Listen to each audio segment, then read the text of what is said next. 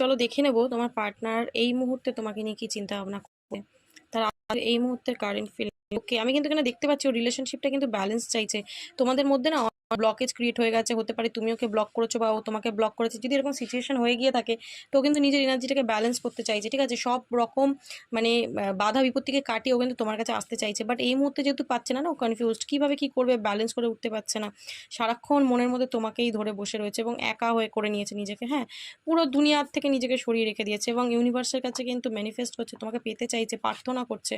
ওকে, এবং ও চাই সম্পর্কটা জাস্টিস দিতে। এই জাস্টিস ও নিজেও পেতে চায়, দিতেও চায়। মনের মধ্যে তোমাকেই হোল্ড করে রেখে দিয়েছে, তুমিই আছো ওর মনের মধ্যে। এবং 3 অফ কাপস বলে দিচ্ছে রিউনিয়ন চাইছে। এইবার কিন্তু প্রচুর রিউনিয়নের কার্ড আসছে, তো অনেকের রিউনিয়ন হতে চলেছে।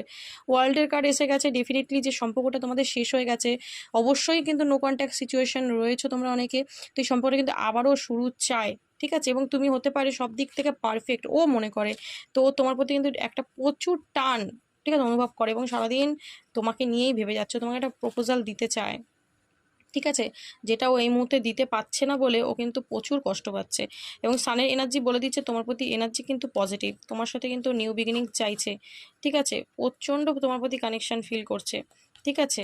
তো আমার তো মনে হচ্ছে যে তোমাদের একটা নিউ বিগিনিং কেন হবে, ডেথ কার্ড এসছে।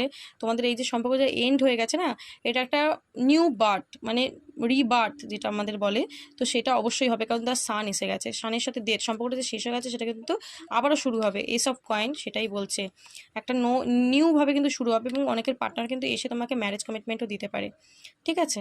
তো তোমরা তৈরি থেকো, যারা চাইছো ম্যারেজ কমিটমেন্ট বা রিউনিয়ন, তারা কিন্তু ডেফিনেটলি অ্যাট্রাক্ট করবে, ঠিক আছে, ম্যানিফেস্ট করবে। তো এনার্জিটা কিন্তু খুব ভালো। ওকে, এনার্জিটাকে ক্লেম করো। ওকে, চলো, থ্যাংক ইউ সো মাচ।